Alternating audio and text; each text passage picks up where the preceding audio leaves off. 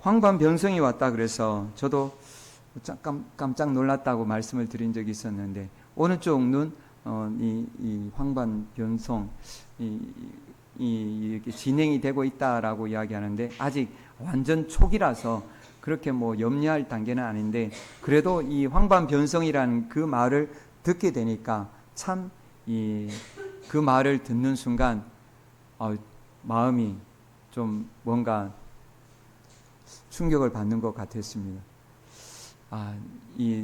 그전에는 담대했다고 뭐 그런 건 아니지만 그래도 황반변성이라는 이 말이 조금 충격을 받게 되었고, 또 그래서 이제 다시 한 번 더 재검을 받게 되었습니다. 다른 병원에 가서 재검을 받아보니까 역시 그곳에서도 똑같은 진단 결과가 나왔습니다. 그래서 이제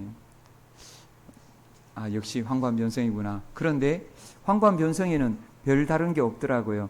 이건 노화의 한 과정이라서 그냥 이것으로 인해서 실명하는 분도 있지만, 이렇게 이렇게 잠깐 보이다가 그대로 유지되는 분도 있고 진행이 안 되는 분들도 많다라고 그렇게 이야기하더라고요. 그래서 이것은 그냥 어떤 약도 없고 치료할 수 있는 방법이 없으니까 눈만 관리 잘하라라는 이런 말을 들었습니다.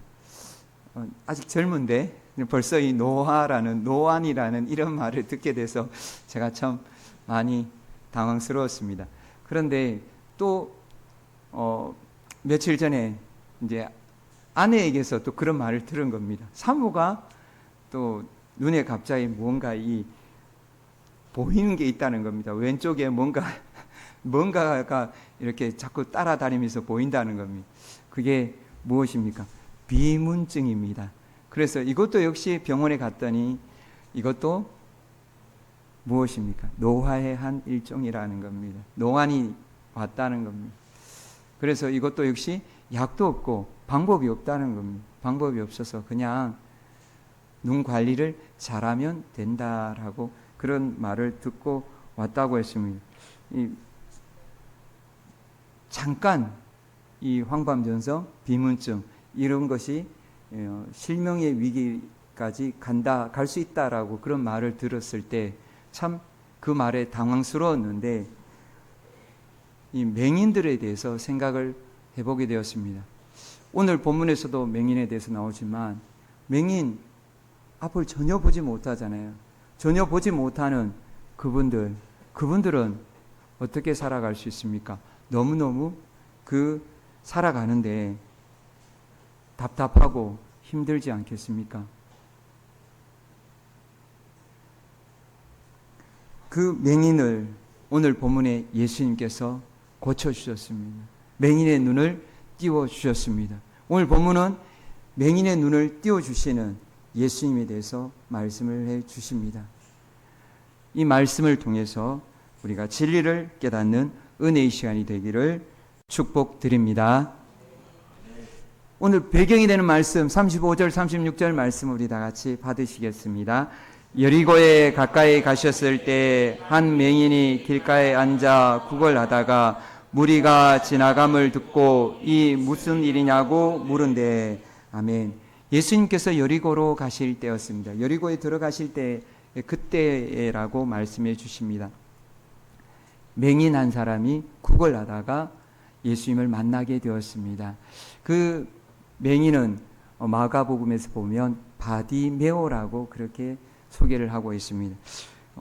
이 맹인은 이제 여리고에서 지나가는 그 순례객, 이때가 바로 6월절이었습니다. 6월절 되면 이제 여리고를 거쳐서 많은 유대인들이 예루살렘으로 올라갔습니다. 그 길목에 앉아서 구걸하고 있었는데, 그때 마침 많은 사람들이 지나가는 것을 듣게 됩니다.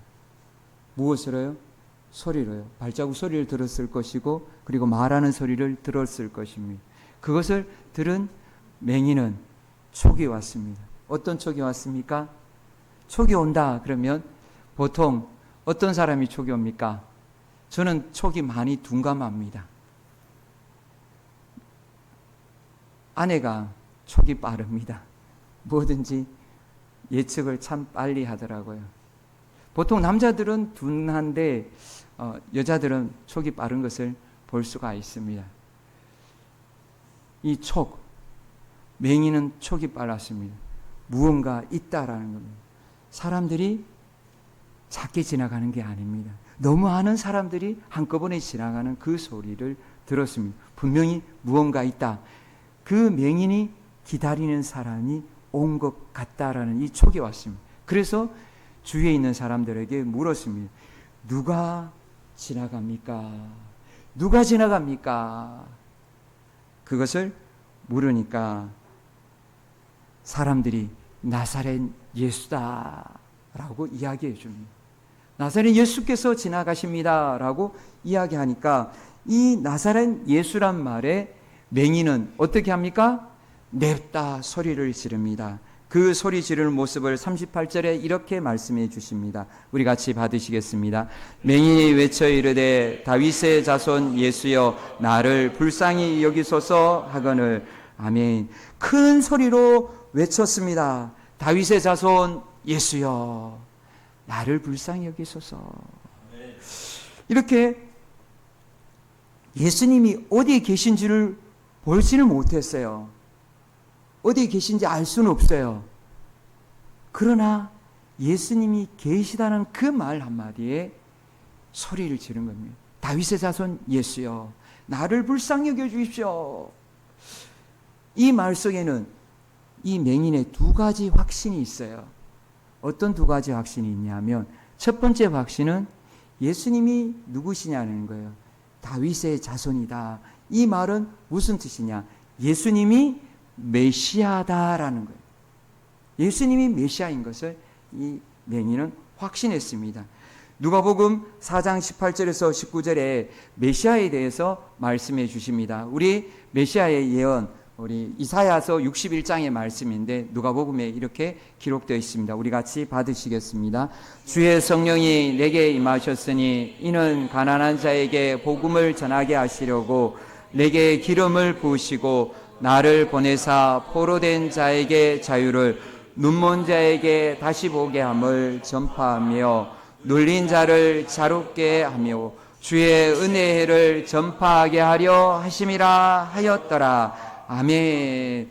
메시아가 오셔서 이렇게 행하신다는 것, 자유를 주신다는 것, 복음을 전하시고 자유를 주신다는 것을, 그것을 이 유대인들은 다 알고 기다리고 있었던 것입니다. 그런데 바로 이 맹인이, 이분이 바로 예수님이 메시아다라는 것을, 이것을 확신했던 겁니다. 그래서 예수님께 다윗의 자손이라는 그 호칭으로 오실 메시아입니다라고 그렇게 신앙을 고백하면서 예수님을 부른 것입니다. 그리고 또 무엇을 확신했느냐? 두 번째는 예수님이 내 눈을 뜨게 해 주실 것이라는 확신을 했어요. 그렇게 그 확신한 것, 그것을 확신하고 예수님이 내 눈을 뜨게 하실 것을 확신하고 예수님 앞에 어떻게 해요? 나를 불쌍히 여겨 주십시오. 내 눈을 뜨게 해 주십시오. 라고 그렇게 큰 소리로 외쳤던 것입니다. 예수님께서 맹인의 눈을 뜨게 하신 것, 그 당시 이스라엘 많은 사람들이 알고 있었던 것입니다. 맹인에게 전파될 정도로 소문이 파다했어요. 그 소문이 파다했다라는 것을 어디에서 알 수 있냐면 요한복음 11장 37절에 보면 유대인들의 고백 속에, 유대인들의 말 속에 나옵니다. 이 말을 우리 같이 받으시겠습니다. 그 중에 어떤 이는 말하되 맹인의 눈을 뜨게 한 이 사람이 그 사람은 죽지 않게 할 수 없었더냐 하더라. 아멘. 이 말씀은 언제냐면 마르다와 마리아의 그 오빠 나사로가 죽었을 때의 일입니다. 유대인이 예수님께서 나사로를 너무 사랑하시는 걸 알고 있었어요. 끔찍히 사랑하는 그 나사로가 죽지 않도록 그렇게 막지 않았느냐라고 이야기하면서 그 앞에 한 내용이 바로 맹인의 눈을 뜨게 한 예수님이다, 메시아다라고 분명히 이야기를 해요. 그렇게 예수님이 능력이 있는데 왜 예수님께서 나사로를 살리지 않으셨느냐? 왜 죽이셨느냐? 그렇게 그 유대인들이 이야기를 한 것이죠. 예수님이 맹인들의 눈을 어떻게 했다고요? 많이 띄우셨다는 것을 그것을 유대인들은 알고 있었습니다. 그것을 성경에서는 여러 군데 말씀을 해 주십니다. 먼저 가버나움에서 예수님께서 맹인의 눈을 띄우신 그 이적, 그 현장을 성경은 마태복음 9장 27절에서 29절에 말씀해 주십니다. 우리 같이 받으시겠습니다. 예수께서 거기에서 떠나실새 두 맹인이 따라오며 소리질러 이르되 다윗의 자손이여 우리를 불쌍히 여기소서 하더니 이에 예수께서 그들의 눈을 만지시며 이르시되 너희 믿음대로 되라 하시니 아멘. 가버나움에 가셨을 때 그 가버나움에서 언제냐면 회당장 야이로의 딸을 살리셨을 때 일이에요. 야이로의 딸을 바로 살리시고 난 다음에 그때 맹인 두 사람이 예수님을 찾아와서 눈을 띄워달라고 한 거예요. 역시 이 맹인들의 고백은 무엇이냐면 다윗의 자손이었어요. 다윗의 자손이여 우리를 불쌍히 여기십시오 라고 그렇게 했습니다. 그렇게 예수님 앞에 간청했을 때 예수님께서 그들의 눈을 만져서 예수님께서 눈을 띄워 주셨습니다.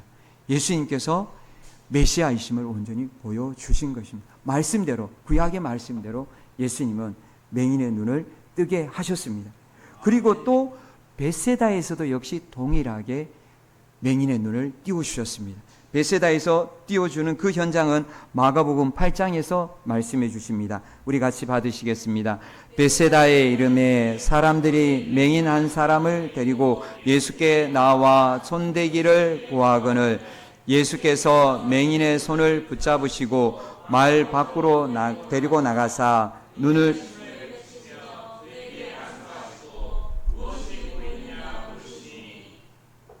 아멘.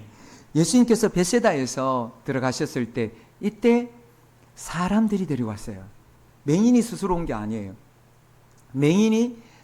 사람들이 맹인을 데리고 와서 예수님께 요청합니다. 고쳐주십시오. 안수해서 낫게 해주십시오. 라고 요청했을 때 이때 예수님은 아주 특이하게 낫게 하십니다. 어떻게 낫게 하시죠? 눈에 침을 뱉으시고 그리고 안수하시고 낫습니다. 그리고 한 번 만에 나았습니까? 아니에요. 몇 번 만에요? 2번 만에 나았습니다. 2번 안수했을 그때 바로 그 사람의 눈이 확 열려버리는 것입니다. 할렐루야. 예수님은 전능하신 하나님이십니다. 맹인의 눈을 띄우시는 하나님이십니다. 그렇게 또 예수님께서는 맹인의 눈을 띄워주시는 그 말씀, 복음서에서는 또 말씀해 주십니다.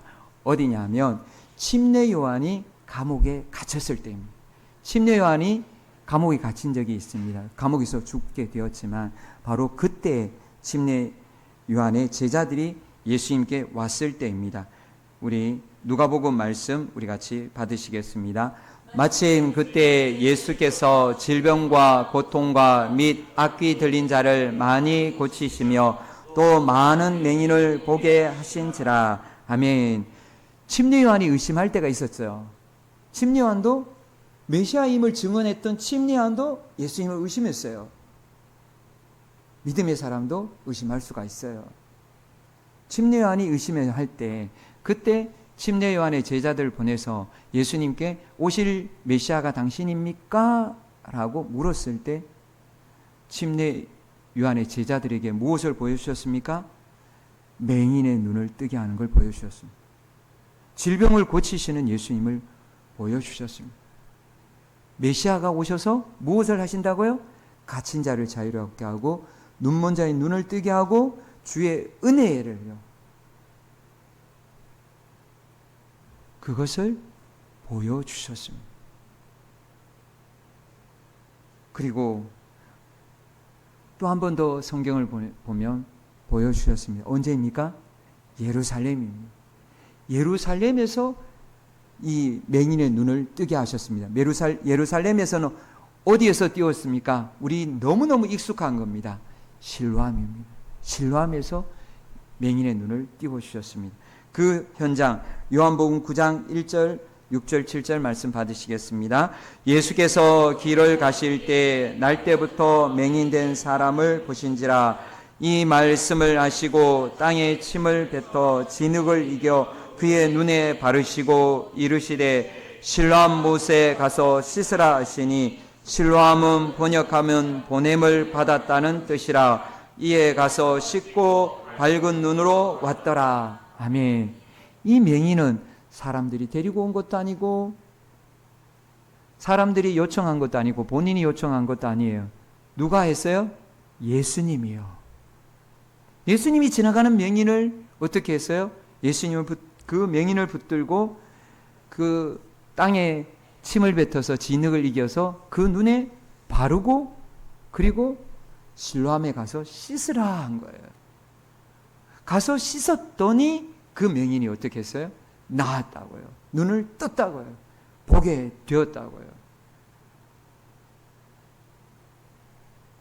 참 예수님께서 맹인의 눈을 띄우시는 그 모습이 다양해요. 그런데 우리가 쉽게 알 수 있는 것이 있어요. 직접 예수님께 요청했느냐, 아니면 사람들에게 이끌려 왔느냐, 아니면 예수님이 고쳐주시느냐에 따라서 고치시는 방법이 달라요.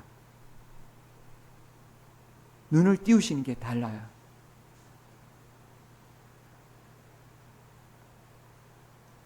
오늘 본문에서도 예수님께서 이 바디메오의 눈을 띄우시는 모습, 이 모습도 오늘 보여주십니다. 다릅니다. 오늘 또 다른 그 모습, 방법으로 오늘 또 눈을 뜨게 하십니다. 바로 이 바디메오는 예수님께서 눈을 띄워 주실 줄 알았기에 이렇게 외쳤던 것입니다. 그런데 이 외치는 소리를 들은 주위 사람들은 어떻게 반응합니까? 시끄러웠습니다. 조용하라고 소리칩니다. 39절 말씀 우리 같이 받으시겠습니다. 앞서가는 자들이 그를 꾸짖어 잠잠하라 하되 그가 더욱 크게 소리질러 다윗의 자손이여 나를 불쌍히 여기소서 하는지라. 아멘.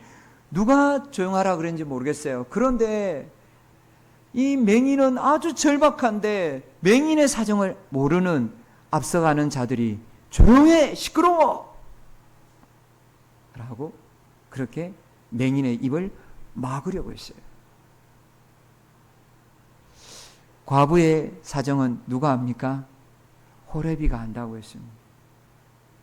아픈 사람 심정 아프지 않고는 모릅니다. 그저 아프겠지라는 거예요.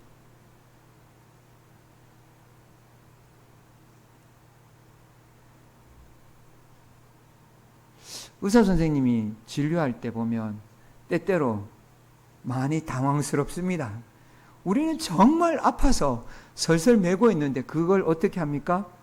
아주 쉽게 그렇게 만집니다. 아픈 자리를 살살 만져줘도 아픈데 그걸 꾹 누르거나 아니면 쉽게 대하는 것을 볼 수가 있습니다. 그때를 옆에서 지켜보거나 아니면 그런 경험을 하게 되면 순간적으로 울컥합니다. 아니, 좀 부드럽게 만져줘도 될 텐데 왜 저러지? 아프지 않고는, 경험하지 않고는 모릅니다. 아픈 사람의 심정 모릅니다.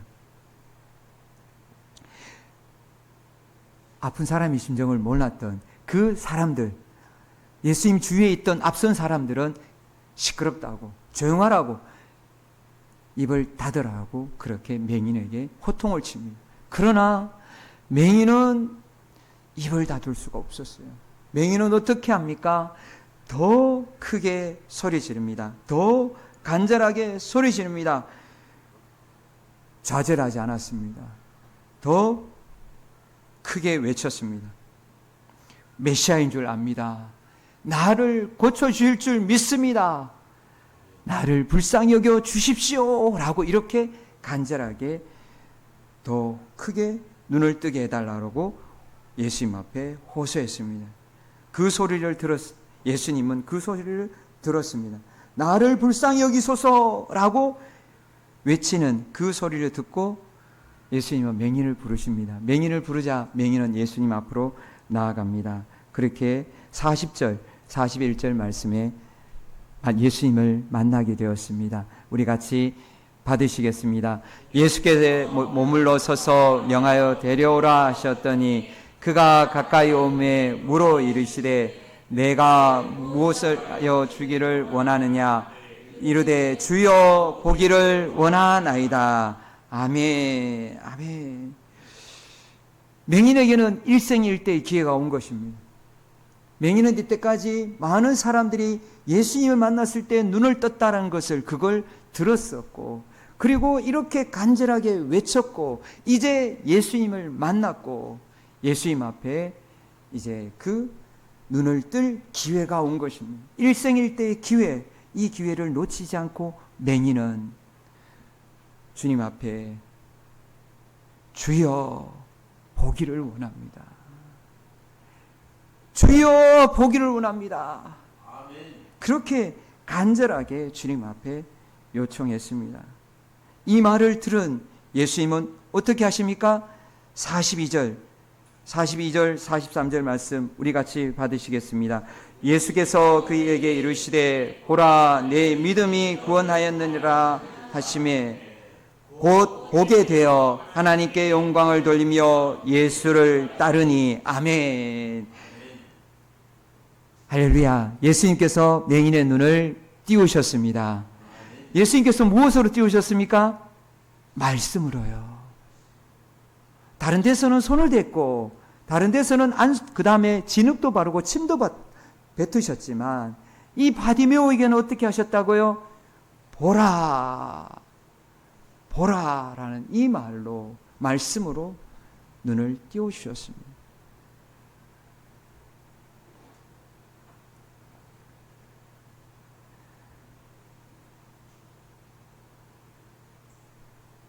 성경에서 맹인의 눈을 띄워준 이 사건들을 왜 이렇게 많이 말씀해 주실까요? 예수님께서 메시아이심을 알려주시려고 그렇게 눈을 띄우신 거, 그것만 있을까요? 왜 이렇게 예수님께서 맹인의 눈을 띄우셨을까요? 그리고 지난주에 예수님께서 말씀하시고 앞에서도 말씀하신 그 계속 이어진 말씀 속에서 예수님께서 이렇게 맹인의 눈을 띄우셔야 하셨을까요? 말씀은 연결되어 있습니다. 왜 이렇게 예수님께서 맹인의 눈을 띄우셔야 했느냐? 우리는 다 눈을 뜨고 있습니다. 우리의 눈을 띄우려고 예수님께서 이 말씀을 우리에게 주신 말씀일까요? 우리는 보고 있습니다. 저는 태어나면서부터 보았습니다. 아마 이 자리에 계신 모든 분들도 다 태어나면서부터 다 보고 듣고 느끼고 있습니다. 그러면 예수님께서 성경은 왜 이 말씀을 통해서 맹인의 눈을 띄워준 이 말씀을 여기에 기록하셔서 우리에게 보게 하셨을까요? 무엇이 있을까요? 제자들도 보지 못한 것이 있고 유대인들도 보지 못한 것이 있습니다. 제자들이 보지 못했다라고 어디에서 말씀하시죠?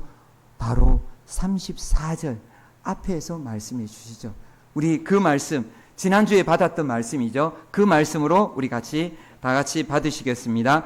제자들이 이것을 하나도 깨닫지 못하였으니 그 말씀이 감추었으므로 그들이 그 이르신 바를 알지 못하였더라. 아멘. 예수님은 제자들에게 이제 예루살렘으로 올라가서 예수님께서 감당하셔야 될 그 사역, 예수님의 순환에 대해서 말씀하셨는데 제자들은 그것을 어떻게 했다고요?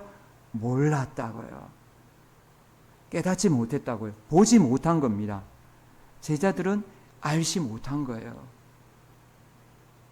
예수님이 메시아인 것을 제대로 몰랐던 거예요. 메시아가 어떤 메시아인지 몰랐던 거예요. 메시아인 것은 대충은 알았지만 정확하게 몰랐던 거예요. 그리고 주위에 있는 사람들도 유대인들도 따라갔지만 예수님과 함께 있었지만 예수님이 누구신지 몰랐어요. 그들에게 예수님께서는 눈을 띄워주기 원하셔서 맹인의 눈을 띄워주신 겁니다. 그리고 맹인의 눈을 띄워주셔서 그것을 기록으로 남겨셔서 우리의 눈도 띄워주기를 원하시는 거예요. 제자들의 눈을 띄워주시는 것 바로 무엇입니까? 제자들의 눈은 닫혀 있었습니다. 그들은 무엇밖에 보지 못했습니까? 눈으로 보는 세계밖에 보지를 못했던 것입니다. 영안이 열리지 않았습니다. 이 영안이 열린 사람, 제가 오늘 우리 같이 특성으로 하나님 앞에 영광 돌린 찬송 혹시 기억하십니까? 찬송가 288장 예수를 나의 구주 삼고, 이 찬송은 누가 찬송은 지었는지 아십니까? 페니 크로스비 여사님이에요. FJ 크로스비라고 그렇게 되는데, 크로스비 여사님은 맹인이셨어요. 맹인이셨는데 이 크로스비 여사님은 평생 찬송가를 몇 곡 쓰셨느냐? 10,000곡을 쓰셨다고 합니다. 어마어마하죠. 그렇게 많은 10,000곡의 그 찬송가를 쓰셨는데 마지막에 묘비에 남겼던 찬송이 바로 288장의 1절입니다. 1절 그 찬양을 크로스비 여사님의 그 묘비에 남겨져 있는 그 찬송입니다. 그렇게 애창을 했던 것이죠. 그 신앙의 고백이었던 것이죠. 그렇게 많은 찬송을 남겼던 그 크로스비 여사님에게 한 사람이 이야기를 했답니다. 평생의 소원, 눈을 뜨는 것이지요. 눈을 뜨는 것이 평생의 소원이 아닙니까? 라고 그렇게 물었다고 합니다. 그때 크로스비 여사님은 무엇이라고 대답했다고 합니까? 아닙니다. 아닙니다라고 이야기합니다. 저는 언제든 하늘나라에 갔을 때 제일 처음 보는 얼굴이 예수님의 얼굴이기를 바랍니다. 어릴 때 부모님의 실수로 인해서 실망하게 되어서 보지 못하게 된 이 크로스비 여사님은 다시 눈을 뜨는 것을 원하지 않았어요. 오직 예수님 얼굴을 천국에서 주님 다시 오실 그날에 보는 것, 그것만 간절히 사모했던 겁니다. 무엇이 열려 있을 거예요? 영안이 열려 있었던 것입니다. 제자들에게는 이 영안이 열려 있지 않았습니다. 이 영안이 열려 있지 않은 제자들에게 예수님께서 보여주시고자 했던 것을 앞에서도 그 앞에서 말씀을 통해서 우리가 볼 수가 있습니다. 그 첫 번째 무엇이냐? 영안이 열려야 볼 수 있는 것 무엇입니까? 십자가입니다. 십자가. 누가복음 18장 31절에서 33절 앞에 지난주의 말씀입니다. 우리 같이 받으시겠습니다. 예수께서 12 제자를 데리시고 이르시되 보라, 우리가 예루살렘으로 올라가노니 선지자들을 통하여 기록된 모든 것이 인자에게 응하리라. 인자가 이방인에게 넘겨져 희롱을 당하고 능욕을 당하고 침뱉음을 당하겠으며 그들은 채찍질하고 그를 죽일 것이나. 아멘. 바로 예수님의 십자가. 예수님이 예루살렘에 올라가실 때 당하는 그 순환을 보라라고요. 그걸 보기를 예수님은 원하셨어요. 그런데 제자들은 그걸 보지 못했던 것입니다. 하나님과 원수되어 살아가는 인간들, 영원한 불지옥에 들어가서 영원토록 벌을 받아야 할 인간들, 그들을 불쌍히 여기시는 하나님이 하늘 보좌 버리시고 이 땅에 인간으로 오셨습니다. 세상 모든 사람들을 죄에서 구원하시기 위해, 불지옥에서 구원하시기 위해 하늘 보좌 버리시고 인간이 되셨습니다. 그리고 그 예수님이 이제 마지막으로 십자가를 향해서 걸어가고 계셨던 것입니다. 골고다 언덕을 향해서 걸어가고 계셨습니다. 그리고 그 골고다 언덕에서 예수님은 십자가에서 죽으시러 그곳을 향해 걸어가고 계셨던 것입니다. 골고다 언덕의 십자가, 그 십자가를 통해서 우리에게 무엇을 주시려고 하는 것입니까? 이사야서 53장 5절, 이것은 구약에 나와 있는 말씀입니다. 우리 같이 받으시겠습니다. 그가 찔림은 우리의 허물 때문이요 그가 상함은 우리의 죄악 때문이라. 그가 징계를 받음으로 우리는 평화를 누리고 그가 채찍에 맞음으로 우리는 나음을 받았도다. 아멘. 약속대로 예수님께서 찔리고 상하고 채찍에 맞고 약속대로 성경대로 우리를 대신해서 죽으시려고 골고다를 향해서 걸어가고 계셨습니다. 십자가를 향해서 걸어가고 계셨습니다. 예수님은 십자가에서 성경의 약속대로 우리의 모든 죄를 위해서 보혈을 쏟아 주셨습니다.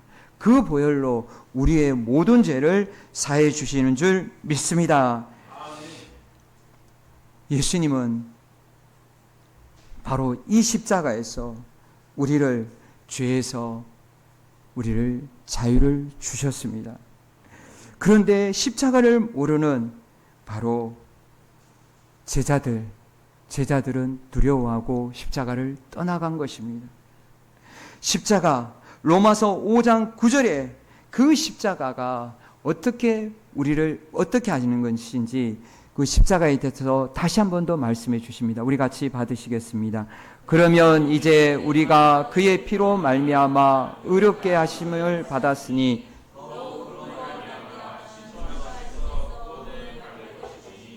아멘. 바로 그 십자가가 우리를 죄에서 우리를 자유롭게 하고 우리에게 죄사함을 주시고 우리를 의롭다 하시고 그리고 또 우리를 하나님의 진노하심에서 자유를 주시는 것입니다. 구원을 주시는 것입니다.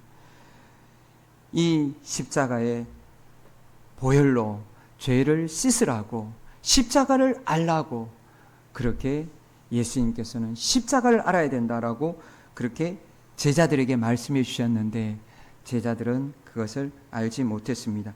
그리고 또 십자가에는 또 무엇이 있습니까? 십자가에는 죄사함만 있습니까? 무엇이 있습니까? 십자가에는 이사야서 53장 4절에 보면 죄사함뿐만 아니라 더 있습니다. 우리 같이 받으시겠습니다. 그는 실로 우리의 질고를 지고 우리의 슬픔을 당하였거늘 우리는 생각하기를 그는 징벌을 받아 하나님께 맞으며 고난을 당한다 하였노라. 아멘.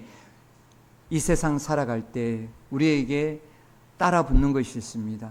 무엇입니까? 질병입니다. 고통입니다. 슬픔입니다. 이 세상 살아가는 내내 우리에게 이것은 끊이지 않습니다. 이것은 무엇 때문에 들어왔습니까? 죄 때문에 들어왔습니다.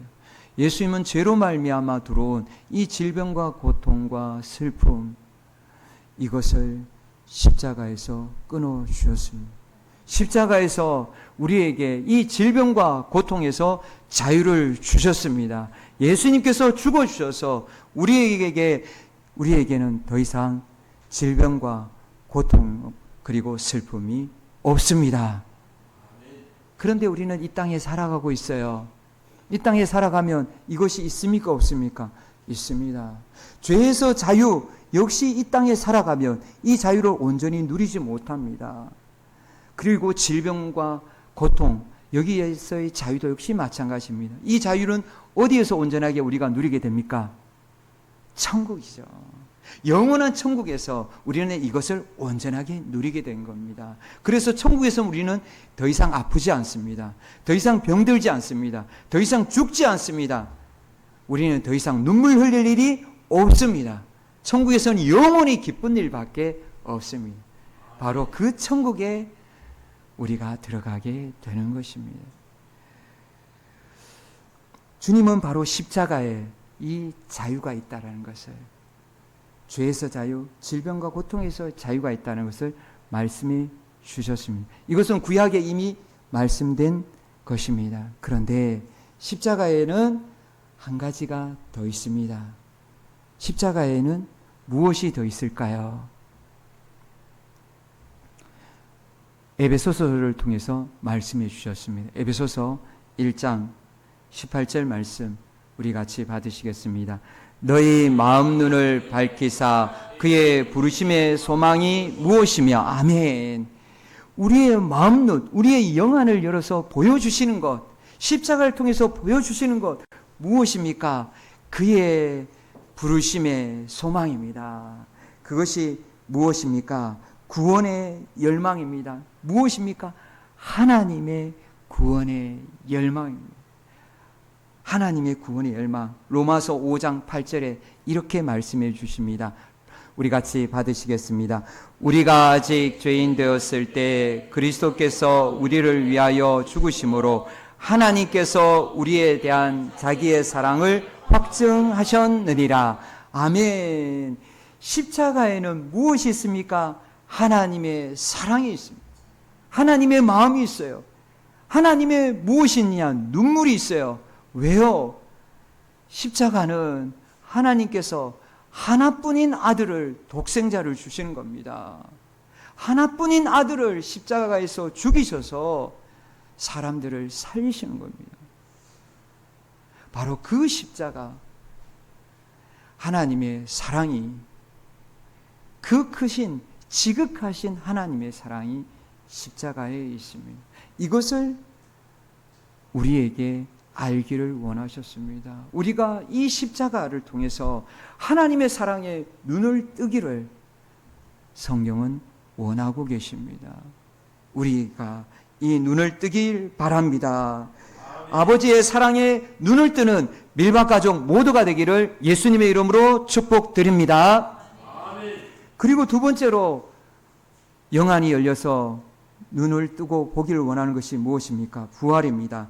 우리 33절 우리 말씀 한 번 더 받으시겠습니다. 그들은 채찍질하고 그를 죽일 것이나 그는 3일 만에 살아나리라 하시되, 아멘. 부활입니다. 부활, 바로 예수님의 부활입니다. 제자들은 바로 이 예수님의 부활을 깨닫지 못했어요. 이걸 언제 깨달았습니까? 예수님이 보여주셨어요. 예수님이 직접 찾아오셔서 보여주셨잖아요. 예수님이 제자들을 찾아가서 보여주셨잖아요.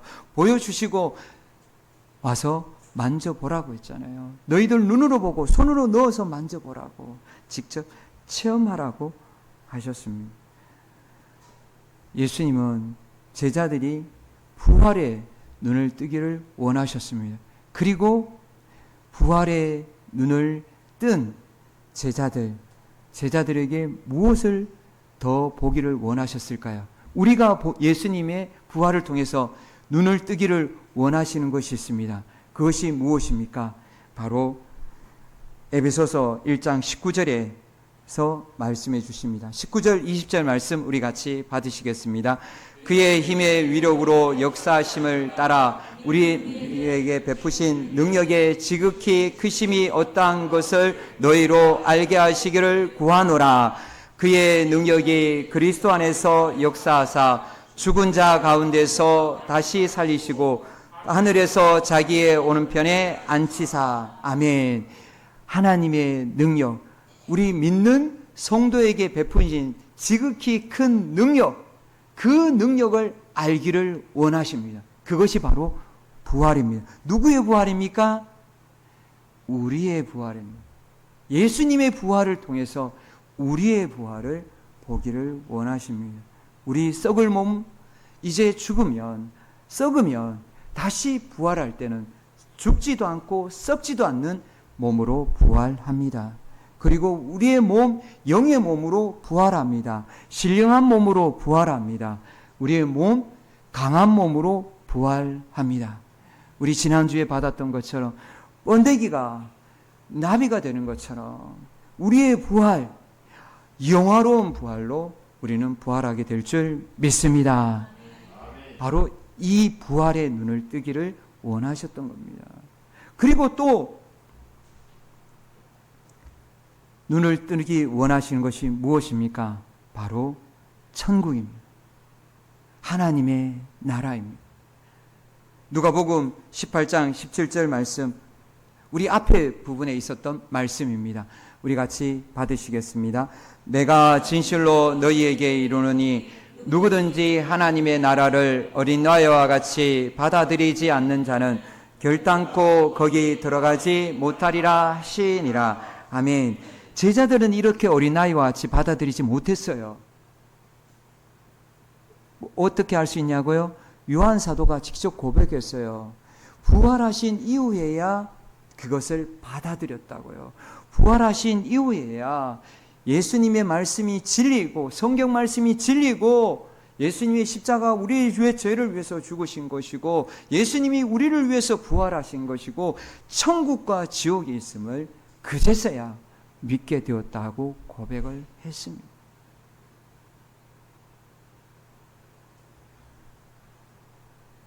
어린아이와 같이 받아들여야 합니다. 그 천국을 받아들여야 됩니다. 영원한 천국이 우리를 기다리고 있습니다. 천국, 그 천국을 보여주시기를 원하셨는데 그것만 거기에만 보여주시는 것이 아닙니다. 무엇까지 보여주시기를 원하십니까? 에베소서에서 역시 동일하게 말씀을 해주십니다. 에베소서 1장 18절 말씀 우리 같이 받으시겠습니다. 너희 마음 눈을 밝히사 그의 부르심의 소망이 무엇이며 성도 안에서 그 기업의 영광의 풍성함이 무엇이며 아멘. 성도 안에 있는 그 기업의 영광, 성도 안에 무엇이 있습니까? 우리 안에 하나님의 나라가 임하신 줄 믿으시길 바랍니다. 하나님의 영광, 그 영광을 보기를 원하십니다. 하나님의 나라 영광, 하나님의 나라 영광을 보고 계십니까? 무엇을 보라고 말씀하셨을까요? 그것은 고린도후서 6장 9절에 사도 바울이 이것을 자랑했습니다. 나는 이것을 본다라고, 우리가 볼 것이 이것이라고 말씀해 주셨습니다. 우리 천국의 영광, 우리 성도 안에 있는 천국의 영광을 우리 같이 받으시겠습니다. 무명한 자 같으나 유명한 자요, 죽은 자 같으나 보라 우리가 살아있고, 징계를 받는 자 같으나 죽임을 당하지 아니하고, 근심하는 자 같으나 항상 기뻐하고, 가난한 자 같으나 많은 사람을 부유하게 하고, 아무것도 없는 자 같으나 모든 것을 가진 자로다. 아멘. 우리 손에, 여러분 손에 혹시 무엇이 있습니까? 아무것도 없는데요. 가진 것도 없는데요. 저는 부족할 뿐인데요. 맞습니다. 그러나 우리 안에 있는 하나님의 나라는 이것이 있습니다. 무엇입니까? 우리를 무명한 자로 만드신 것이 아니라 유명한 자로 만들어 주십니다. 우리를 죽은 자라가 아니라 살아있는 자로 만들어 주십니다. 우리에게 무엇을 주십니까? 우리가 근심하는 자가 아니라 기뻐하는 자로 만들어 주십니다. 천국의 기쁨을 우리에게 주십니다. 또 우리가 가난합니까? 절대로 가난하지 않습니다. 우리는 부유하게 하는 자입니다. 우리가 아무것도 없는 것 같습니까? 아닙니다. 우리는 모든 것을 소유하고 있습니다. 믿습니까? 하나님의 나라의 영광, 성도의 그 기업의 영광이 느껴지십니까? 우리 안에 이것이 있습니다. 이것 때문에 천사는 어떻게 합니까? 우리를 부러워했습니다. 천사가 우리를 어떻게 대합니까? 천사가 우리를 어떻게 대한다라고 요한계시록에 말씀하셨죠? 천사가 우리를 구약과 완전히 다르게 대합니다. 구약은 이스라엘 사람들이, 유대인들이 천사를 만났을 때는 엎어졌습니다. 엎드렸습니다. 꿇었습니다. 그러나 이제는 우리가 천사 앞에 꿇지 않습니다. 천사가 꿇지 말라라고 이야기합니다. 천사장이 이야기합니다. 천사장이 절대로 꿇지 말라라고, 똑같다라고, 동등하다라고 이야기합니다. 천사가 부러워하는 존재가 되었습니다. 우리는 하나님의 자녀가 되었습니다. 우리는 천국의 그 기업의 영광, 그 영광을 누리는 자가 되었습니다. 분명히 우리는 모든 것을 가진 자입니다. 이것을 믿으시길 바랍니다. 우리는 살아있는 자입니다. 우리는 죽은 자가 아닙니다. 우리는 무명한 자가 아니에요. 유명한 자입니다. 어디에서요? 하늘나라에서요. 천사들이 우리의 이름을 다 알고 있습니다. 우리는 하늘나라의 영원한 나라에서 우리는 유명한 자이고 우리는 모든 것을 가진 자입니다. 천지와 만물과 우주를 창조하신 하나님이 우리 아버지이십니다. 우리 주님이십니다. 성령 하나님이 우리 안에 내주에 계십니다. 믿으시길 바랍니다. 우리 이렇게 크게 우리의 기업, 우리가 가진 하나님의 나라, 이 기업의 영광을 우리가 보기를 바랍니다. 보는 영안이 열리시기를 예수님의 이름으로 축복드립니다. 오늘 본문은 이렇게 우리에게 세 가지를 보여주시기를 원하십니다. 십자가에서 하나님의 사랑을 보기를 원하십니다. 부활에서 우리의 부활을 보기를 원하십니다.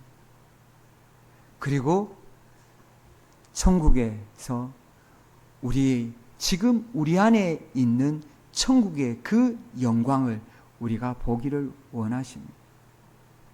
영안이 열리길 바랍니다. 그러려면 어떻게 해야 됩니까? 예수님을 만나야 됩니다. 우리도 예수님을 만나야 됩니다. 우리 이사야서 55장 6절 말씀 우리 같이 받으시겠습니다. 너희는 여호와를 만날 만한 때 찾으라. 가까이 계실 때 그를 부르라. 아멘. 지금 이 자리에 누가 계십니까? 예수님이 계십니다. 예수님이 약속하셨습니다. 두세 사람이 내 이름으로 모인 곳에는 나도 그들 중에 있느니라. 예수님이 우리 함께 계심을 믿으시기를 축복드립니다. 예수님 우리 안에 함께 계십니다. 맹인이 보아서 믿었습니까? 아니에요. 예수님이 계시다는 말을 듣고 부르짖었습니다. 그때 보게 되었습니다.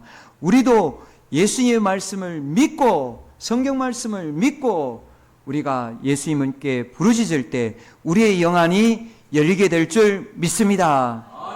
또한 우리에게는 누가 계십니까? 성령 하나님이 계십니다. 에베소서 1장 17절 말씀 우리 같이 받으시겠습니다.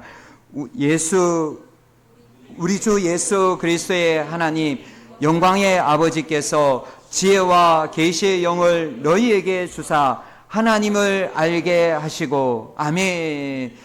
우리 주 예수 그리스도의 하나님 영광의 아버지 하나님께서 우리에게 성령 하나님 보내주셨습니다. 그 성령 하나님이 우리에게 무엇을 주신다고요? 보여주신다고요. 지혜를 주시고 계시의 영이신 성령 하나님께서 보여주신다고요. 알게 하신다고요. 우리 영안 열리게 될 줄 믿습니다. 성령 하나님이 열어주십니다. 말씀을 맺겠습니다. 42절 말씀으로 말씀을 맺겠습니다. 우리 같이 받으시겠습니다. 예수께서 그에게 이르시되 보라 내 믿음이 너를 구원하였느니라 하시매 아멘. 보라 예수님의 음성을 들으시길 바랍니다. 보라, 예수님이 우리에게 보라고 하십니다.